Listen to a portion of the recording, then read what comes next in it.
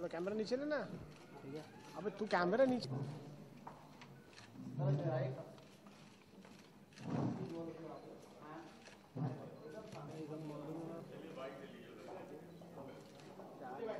Flash बंद कर ले यार।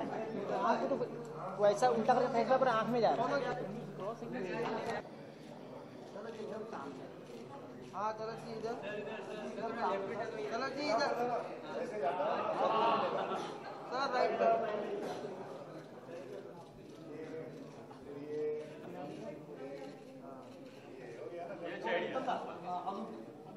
लगता ही नहीं है कि वो हमारे बीच नहीं है, क्योंकि जिस शख्स को हम पहले जितना सुनते थे अभी भी उतना ही सुनते हैं, तो वो हैं या नहीं है ये समझना बड़ा मुश्किल है। या तो उनके जाने के बाद हमने उनको सुनना कम कर दिया हो, उनको प्यार करना कम कर दिया हो, ऐसा तो है नहीं। सब कुछ वैसा ही है जिस वो नहीं है। तो जब ऐसी बात है तो हमने सोचा कि एक ऐसा दिन सारी दुनिया में तय किया जाए जो दिन उनकी ही याद में हो, और जितने भी दुनिया में रेडियो स्टेशंस हैं, टीवी चैनल्स हैं, जो लोग इंडियन म्यूजिक, एशियन म्यूजिक बजाते हैं, दिखाते हैं, वो इस दिन को ऑब्जर्व करें। मैं कल रात को ही अमेरिका से आया। वहां का जो सबसे बड़ा टीवी चैनल है, टीवी एशिया, उन्होंने अपना इंटरेस्ट दिखाया कि हम ये चाहते हैं कि यहाँ जो प्रोग्राम हो रहा है उसे हम लाइव सारे अमेरिका में दिखाएं, और हर साल दिखाएं। 8 फरवरी का जो भी आप प्रोग्राम करते हैं वो गजल डे की तरह पूरे अमेरिका में दिखाया जाएगा। नॉट ओनली टीवी एशिया, जितने रेडियो स्टेशंस हैं उनमें कुछ रेडियो स्टेशंस को मैंने कांटेक्ट किया और वो लोग सब बहुत खुश हैं कि हमें ये करना है। यही चीज हमें हिंदुस्तान में करनी है, यही हमें साउथ अफ्रीका में, यही हांगकांग में, जितने भी देश हैं जहां जहां हमारा म्यूजिक सुना जाता है, और खास तौर पे जहां जगजी साहब ने विजिट किया है, उन्होंने कोई देश ऐसा छोड़ा नहीं संसार में जहां जहां हमारे सुनने वाले लोग रहते हैं, वहां वहां जगजी साहब गए हैं और परफॉर्म किया है। तो उन सभी देशों में 8 फरवरी को गजल डे मनाया जाए। उस दिन जगजी साहब की बातें हों, कुछ उनके जीवन के किस्से बताए जाएं, उनकी गजलें सुनाई जाएं, दूसरों की भी गजलें सुनाई जाएं, उनके म्यूजिक में जिन लोगों ने काम किया है उनकी गजलें सुनाई जाएं, उनके इंटरव्यूज हों। आज तलत अजीज साहब आए हैं। तलत अजीज साहब को जगजीत सिंह साहब ने ही पहला एल्बम बनाकर प्रेजेंट किया था इस दुनिया के सामने, और उसकी गजलें आपको अभी भी याद है, कैसे सुकून पाऊं तुझे देखने के बाद, न जाने क्या क्या उसमें खूबसूरत काम हुए, खूबसूरत कलाम हुए, और एक परिवार जैसा संबंध सबका बना जो आज तक चल रहा है। और वही वजह है कि चित्रा जी हमारे सामने यहाँ आके बैठी है। एक चीज और मैं आपको आज कहना चाहता हूं जो मेरे मन की बात है, और भगवान ने चाहा तो ये भी एक दिन पूरी हो जाएगी, कि हमारे देश में जो आदमी अपने क्षेत्र में, अपनी फील्ड में सबसे ज्यादा कमाल करता है, उसको एक बहुत बड़ी पदवी दी जाती है जिसे हम भारत रत्न कहते हैं।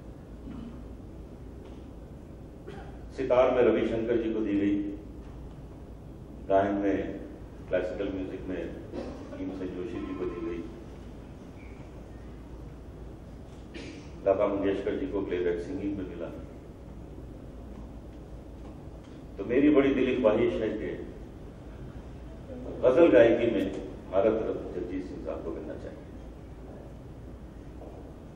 और उसके लिए हम आज से ही काम शुरू करेंगे, क्योंकि उसके लिए बहुत से लोगों को अपने अपने मन की बात सरकार तक पहुंचानी होती है कि हम कितना ज़्यादा पसंद करते हैं इस कलाकार को, इस कलाकार ने कितना कुछ संसार में किया है। उनके जाने के बाद भी लोग आज उतने ही प्यार से सुनते हैं और मजा लेते हैं। तो एक को आज से काम शुरू किया जाएगा। एक तो गजल 8 फरवरी को और दूसरा जगजीत सिंह साहब को भारत रत्न दिलाया जाएगा। इसका काम हम शुरू करेंगे। 8 फरवरी को तलत अजीज साहब गाएंगे, मैं गाऊंगा। हमारे साथ सुरेंद्र खान आए हैं, बहुत अच्छे सिंगर हैं। अभी 2 साल पहले मेरे जन्मदिन के फंक्शन में इन्होंने गाया और बहुत वाह लूटी। उसके बाद इनके बहुत से कॉन्सर्ट्स मुंबई में हुए। अभी अमेरिका जा रहे हैं, साउथ अफ्रीका जा रहे हैं, बहुत अच्छा गाते हैं। और एक जो 4th सिंगर हमारे साथ उस दिन होगी वो हैं रूना रिजवी। रूना रिजवी शिवमणि जो आप जानते हैं बहुत अच्छे रिदम प्लेयर हैं। उनके साथ उनकी शादी हुई है, तो वो रूना रिजवी शिवमणि हो गई। उनके पिताजी बहुत ही अच्छे गजल सिंगर हैं, राजकुमार रिजवी। उनकी माँ इंद्रानी रिजवी, जिन्होंने अपना बड़ा नाम किया है गजल के फील्ड में। तो मैं सबसे पहले तो वेस्टर्न होटल का बहुत बहुत शुक्रगुजार हूँ कि इन्होंने हमको पूरी तरह फ्रीडम दी कि आप जैसा चाहें करें। और आगे 3 साल का वादा भी किया है कि नॉट ओनली दिस ईयर, आने वाले 2 साल भी हम यहाँ पर गजल डे सेलिब्रेट करेंगे। प्रेस के जो लोग आए हैं, मीडिया से आए हैं, उन सबको मैं बहुत शुक्रिया अदा करना चाहता हूँ। इस पूरे कॉन्सेप्ट को एक जो शेप दिया है वो हमारे हरप्रीत जी ने दिया है। हरप्रीत जी हमारे साथ बैठे हैं। हरप्रीत जी बहुत ही क्रिएटिव व्यक्ति हैं। इसके पहले भी उन्होंने बहुत अच्छे कुछ क्रिएटिव इवेंट्स किए और उनको पसंद आए। एक बार मुझे ले गए थे तंजानिया और बहुत खूबसूरत वहाँ प्रोग्राम मेरा किया। तो मैं हरप्रीत जी को शुक्रिया अदा करता हूँ ये ऑर्गेनाइज करने के लिए। हमारे साथ तलत अजीज साहब बैठे हैं। मैं चाहता हूँ कि कुछ अपने दिल की बात तलत जी भी कहें, क्योंकि तलत जी जगजीत साहब के बहुत क्लोज रहे हैं और सिर्फ गाने तक नहीं, म्यूजिक तक नहीं, दोनों ने एक दूसरे को बहुत जाना है, बहुत समझा है, बहुत समय साथ गुजारा है। कुछ चीजें तलत जी अपने मन की कहें, बहुत अच्छा लगेगा।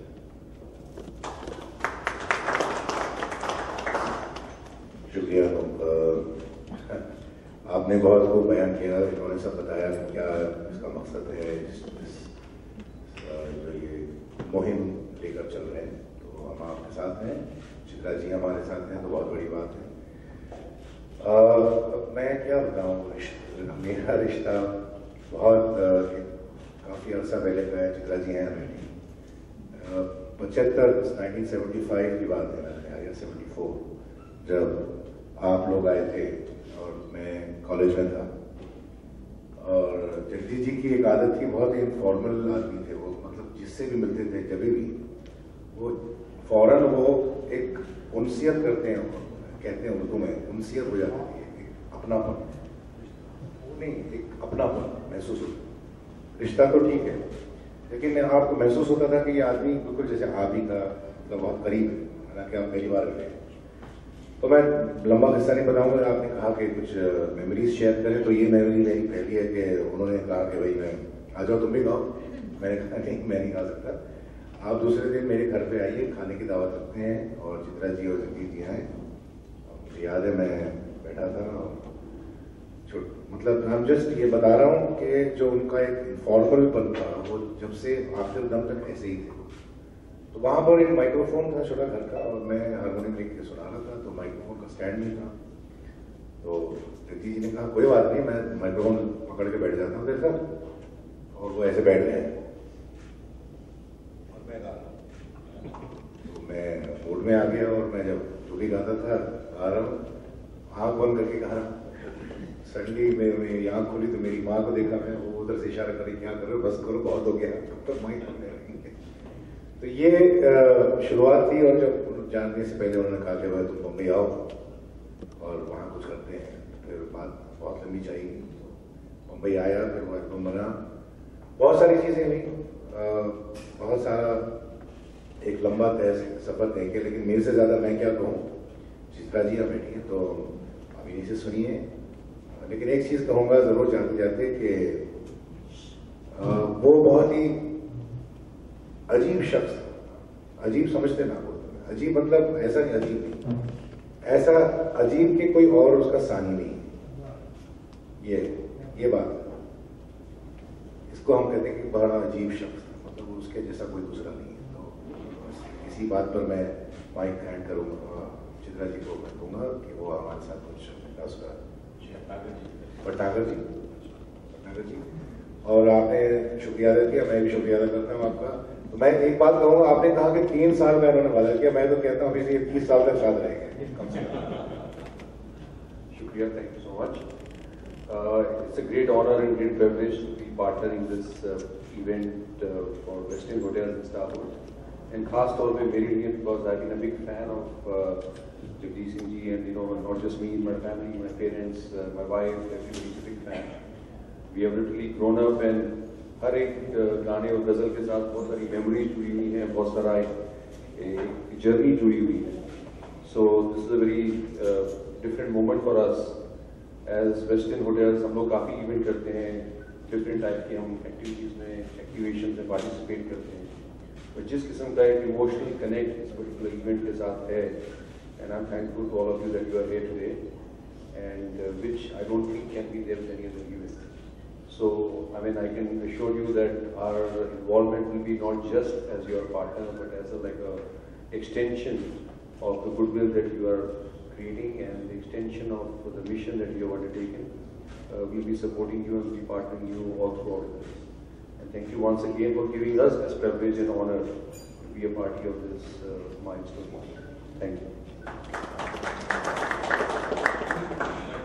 मैं दरखास्त कर रहा हूँ चित्रा जी से, चित्रा जी कुछ चंद लफ्ज़।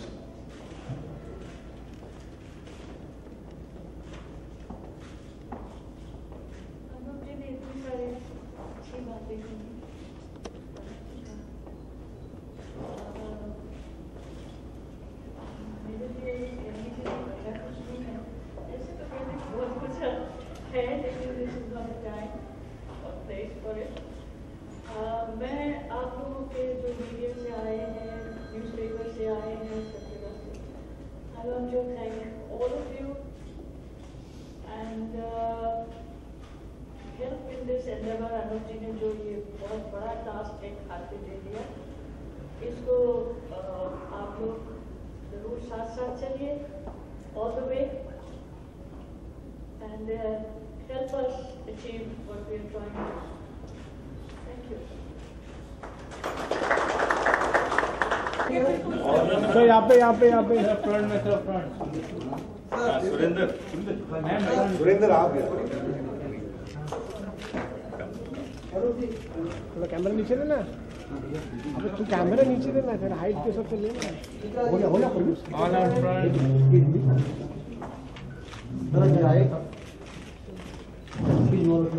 मैम एकदम सामने।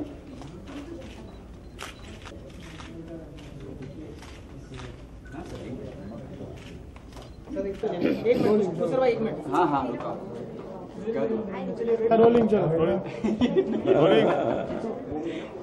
जी अनु जी क्या कहेंगे इस खासकर इस कॉन्सेप्ट के बारे में, क्या कहेंगे जब आपने फर्स्ट टाइम सुना ये कॉन्सेप्ट के बारे में? बराबर नहीं बैठा। मुझे बहुत अच्छा लगा कि एक ऐसा दिन मुकर्रर किया जाए, ऐसा दिन तय किया जाए जिस दिन हम जगजी साहब को और उनके किए गए काम को याद करें। होता क्या है कि जब कोई आदमी अपनी जिंदगी भर काम करके चला जाता है, लोग उसको भूल जाते हैं, लेकिन यहाँ कोई भूला ही नहीं है। जगजीत साहब जब थे तो भी हम उनको उतना ही सुनते थे, आज भी उतना ही सुनते हैं। तो वो हमारे बीच हैं, हमारे बीच से गए ही नहीं। तो जो शख्स इतना ज्यादा हमारे साथ हो, जिसको हम रोज सुनते हो, तो मन में आया कि क्यों ना ये काम हो कि उनके जन्मदिन को गजल डे के नाम से मनाया जाए। उसके लिए हरप्रीत जी ने एक बहुत अच्छा कॉन्सेप्ट तैयार किया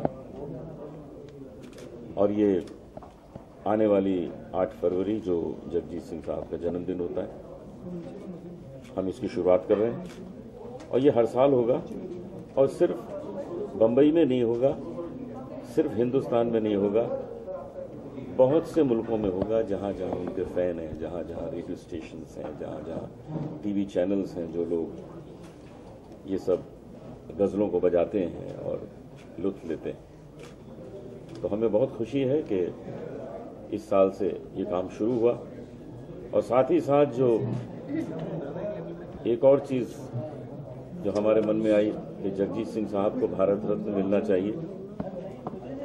हर फील्ड के टॉप के इंसान को जो वो काम करता है उसको हमारा देश भारत रत्न देता है। लता जी को मिला है प्लेबैक सिंगिंग में,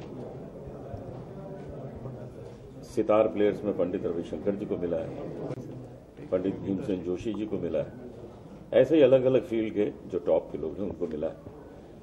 तो गज़ल में जगजीत सिंह को मिलना चाहिए और उसकी कोशिश हम इसी 8 फरवरी से शुरू कर रहे हैं। अच्छा, आपको भी गज़ल का सम्राट कहा जाता है, तो आपकी कोई पसंदीदा गज़ल उनकी?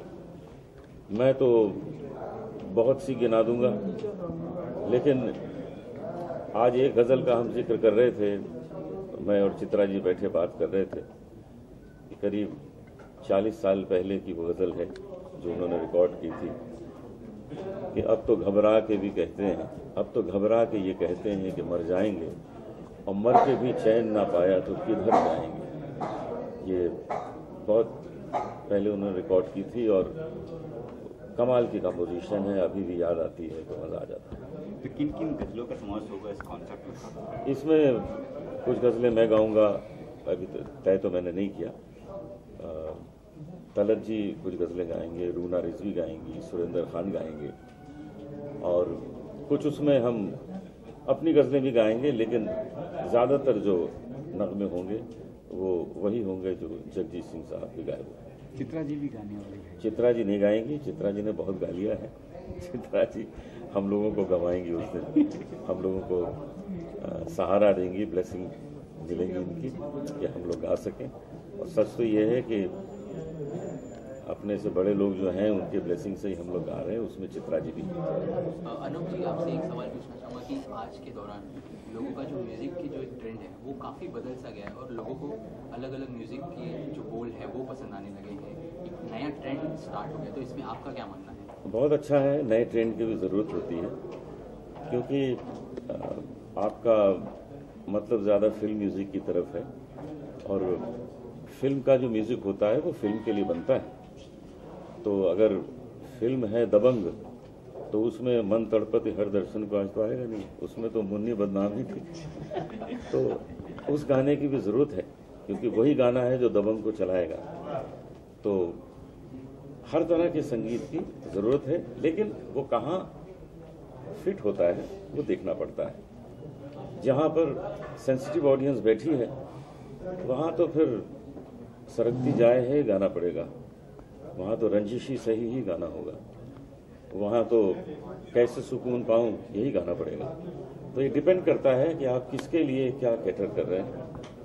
आज जो म्यूज़िक चल रहा है उस म्यूज़िक की ज़रूरत है, लेकिन एक तबके के लिए, एक काम के लिए। जगजीत सिंह जी पे ये इवेंट आप पूरा ऑर्गेनाइज करने वाले हैं, तो ऐसे और भी कई गज़ल सम्राट हैं जो सिंगर्स हैं जिन्होंने जितना उन्हें चाहिए वो उन्हें मिल नहीं पाया, तो इसमें क्या कहना चाहेंगे, किस तरह से यू लुक इनटू इट? नहीं, सबको अपना अपना हक मिला है। मेहंदी हसन साहब को बहुत इज्जत मिली है, गुलाम अली साहब आजकल गा रहे हैं और उनकी तमाम महफिल होती हैं, खूब प्रोग्राम होते हैं। लेकिन जगजीत सिंह साहब, मैं समझता हूँ जिस तरह लोगों के दिल में असर कर गए हैं, दिल में उतरे हैं, वो दूसरा आर्टिस्ट नहीं कर पाया है, क्योंकि वो ऐसे लोगों के दिल में भी उतर गए जिनको गाने बजाने की समझ नहीं है, उनका दिल भी वाह वाह करने लगता है। तो मैं समझता हूँ कि बहुत बड़ा कंट्रीब्यूशन है उनका, और उसकी वजह है कि हम गज़ल डे डिक्लेयर करना चाहते हैं। अफजल जी, आप क्या कहेंगे? आप शुक्रिया अदा कर दीजिए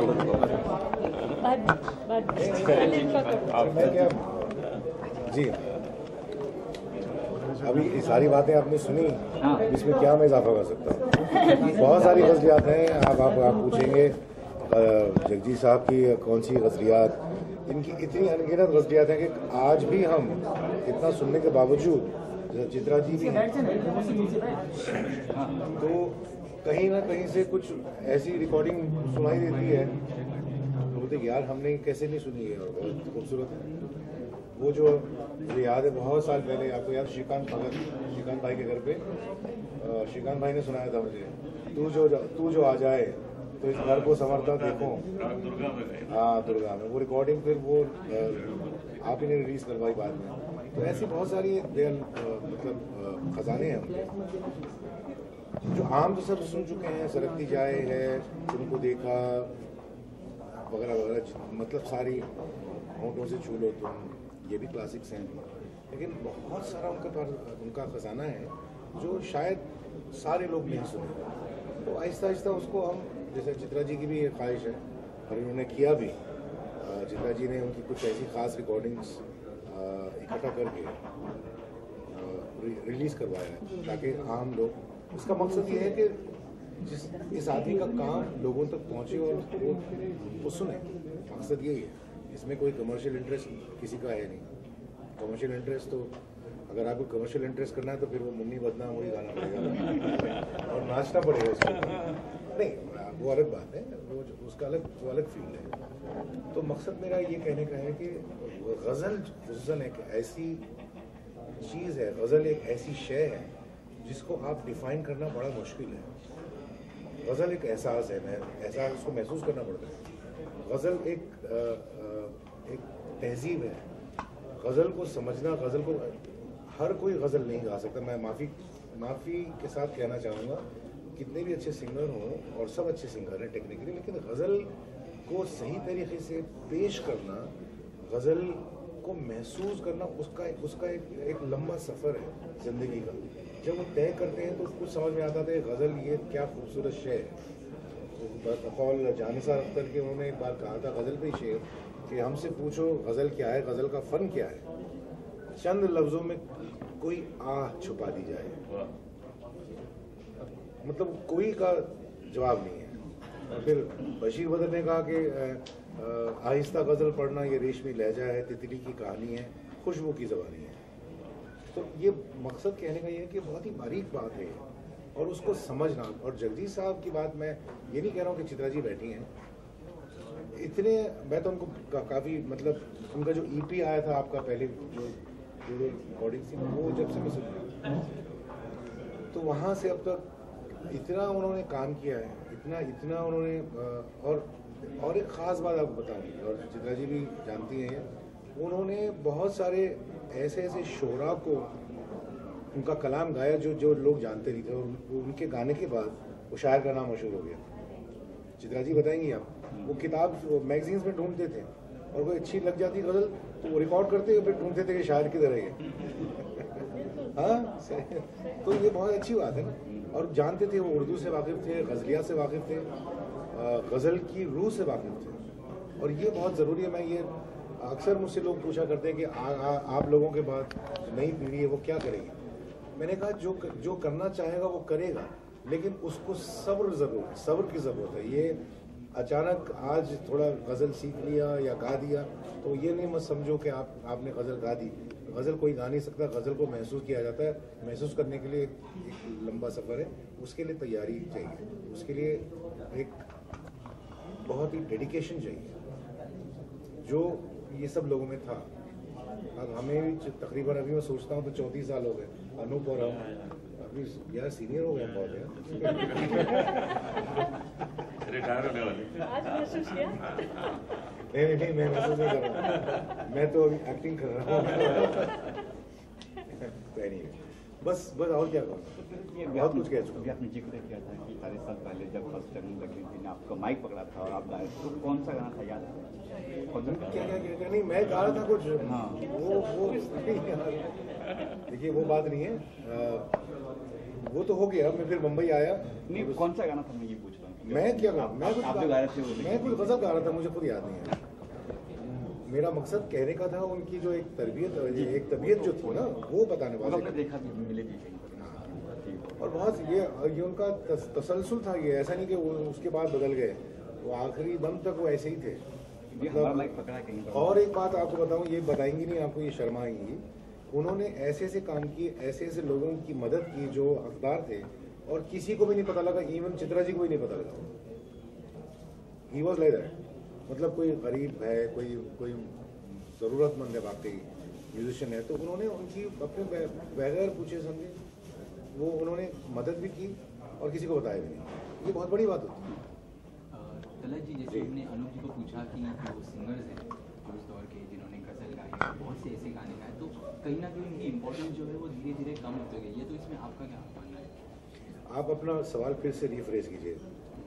जो गज़ल सिंगर्स हैं जैसे कि बताइए, जो गज़ल सिंगर उस्ताद आमिर खान हो गए, और उस्ताद आमिर खान गज़ल सिंगर नहीं थे। क्लासिकल गाने जो उन्होंने बहुत से ऐसे कोई भी हो गया, क्लासिकल गाने हो गए या फिर कई भी बहुत सारे ऐसे गज़ल। देखिए गज़ल में अगर हम तारीख में जाएंगे तो सबसे पहले जो नाम आता है गज़ल गाने के लिए, सहगल साहब ने सबसे पहले गज़ल गाया। अगर मुझे नहीं और कोई उससे पहले थे, बट जो नहीं बेगम अख्तर की वाइफ फैजाबादी, बेगम अख्तर ने मकाम है। फिर तलत महमूद साहब फिल्मों में और प्राइवेटली भी। फिर उसके बाद होते फिर मेहदी हसन साहब ने अपना एक रंग बनाया और वो मेरे उस्ताद भी हैं, मैं जानता हूँ। उन्होंने क्लासिकल रंग को और गज़ल को एक अलग मुजस्समा दिया। जगदीश साहब की खासियत जो अनूप ने बताई ये है कि उन्होंने वही रंग को लेकर उन्होंने उसको ऐसा, देखिए कूजे को समंदर बनाना आसान होता है, समंदर को कूजे में लाना बड़ा मुश्किल होता है।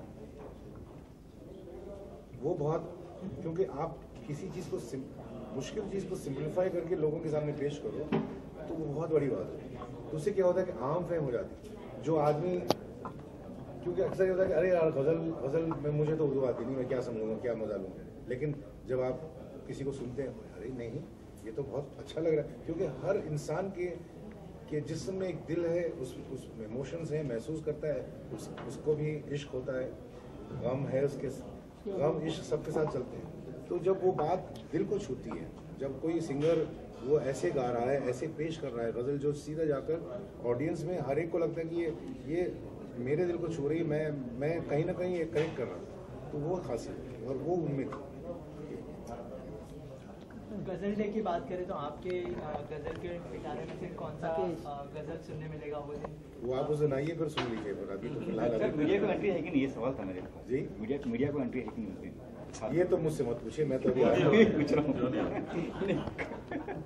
मीडिया को एंट्री अगर होगी जब, सुनिए, मीडिया को एंट्री जब होगी जब मीडिया बैठकर सुनेगी, बातें नहीं करेगी। खजाना सुनते सर, खजाना मालूम है, हमको तो मैं जानता हूँ, खजाना सुनते हैं, हर बार खजाने में आते हैं। लेकिन अच्छा एक अच्छी बात और एक मुझे समझ में आई आज कि उमूमन इस किस्म के प्रोग्राम जो है उस तरफ होते हैं मुंबई, साउथ बॉम्बे में, सर नेहरू सेंटर हुआ, NCP हुआ या ताज हुआ। मेरा ख्याल ये पहली बार इस इलाके में हो रहा है और यहाँ पर काफी तादाद में लोग आप और वो बेचारे वहाँ उतनी दूर जा नहीं सकते number. I think it's a very good move इस इलाके में, और यहाँ पर बहुत बड़ी आबादी है जो सुनना चाहते हैं, समझदार हैं, बाज़ौक़ हैं, तो उनके लिए एक बहुत अच्छी अपॉर्चुनिटी मिल गई। तो मैं दाद दूंगा कि वेस्टर्न होटल जो है वो इन्होंने ये स्पॉन्सर किया। अब प्रॉब्लम इनका ये होगा कि ये कैसे बंद कर सकेंगे, बड़ा वेस्ट इंड में और ज्यादा तादाद में लोग आएंगे तो वेन्यू भी बड़ा करना पड़ेगा। बिल्कुल कहेंगे आप इस कॉन्सेप्ट के बारे में जब आपके फर्स्ट टाइम कहा, क्या बाकी रह गई कहने के लिए? क्या कहेंगे जब आपको फर्स्ट टाइम कहा गया कि ऐसा गजल कॉन्सर्ट करने वाले हैं बर्थडे के दिन, आपको लगा कैसा जब ये क्या चीज गजल डे सोचा गया? इसका क्रेडिट ये जो गजल डे सेलिब्रेट करने का इरादा है अनुज जी ने जो बताया, और 8 फरवरी जो उनके बर्थ एनिवर्सरी होता है, ये मेरे ख्याल से अनुज जी की तरफ से तो it's a very generous move must say, क्योंकि ये बहुत कट थ्रोट दुनिया है। लोग एक म्यूजिशियन दूसरे म्यूजिशियन की मदद तो करना नहीं चाहते। वो हमने जगजीत जी में देखा है, बिंदास नए लोगों को तलब भी उसमें है, जिनको सामने लाने में उनका हाथ था। तो अनूप जी ये जो this is a very noble move must say, तो उनको जहाँ से भी जिस किस्म का भी हेल्प मिले वो ज़रूरी होगा, बहुत ज़रूरी होगा। और बाकी मैं क्या कहूँ, आप लोग साथ देते रहिए, अच्छी बातें लिखिए और जगजीत जी के बारे में तो मैं कुछ नहीं कहना चाहती, वो मैं I leave it to other people, जैसे तलत ने कहा, अनुज जी ने कहा। मेरी लाइफ जो उनके साथ रही वो इवेंटफुल, मीनिंगफुल एंड क्या मैं कहूँ, मेरे पास शब्द नहीं है ऑनेस्टली। चलिए मैं इसको एक बात मुझे याद आई, मतलब एक जहन में आई बात, अभी चित्रा जी झिझक रही थी या समझ में, मतलब ये जो बात कह रहे हैं ना कि हम कोशिश करना चाहते हैं अनूप, और हमके भारत रत्न उनको मिलना चाहिए। मेरे ख्याल से भारत रत्न जो है उनको मिल चुका है, सिर्फ वो गवर्नमेंट को रियलाइज करना बाकी है।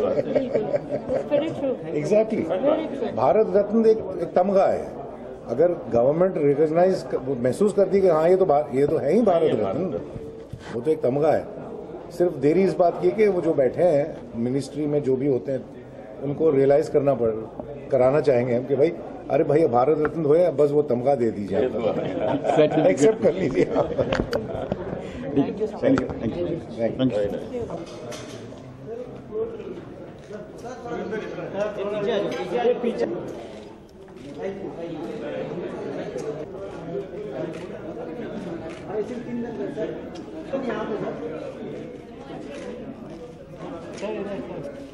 झाला काय झाला हा घ्या झाला मैडम का एक सिंगल पिक्चर एकदम सामने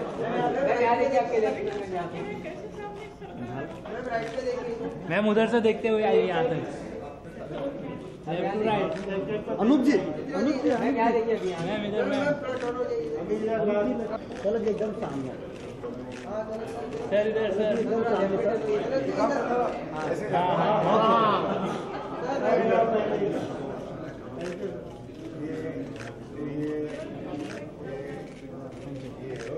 तो प्रीतम दा अनूप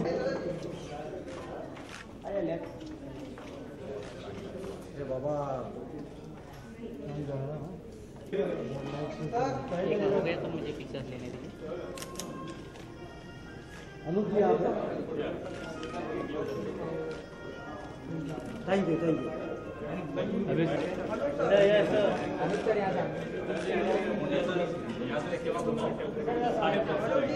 एक मिनट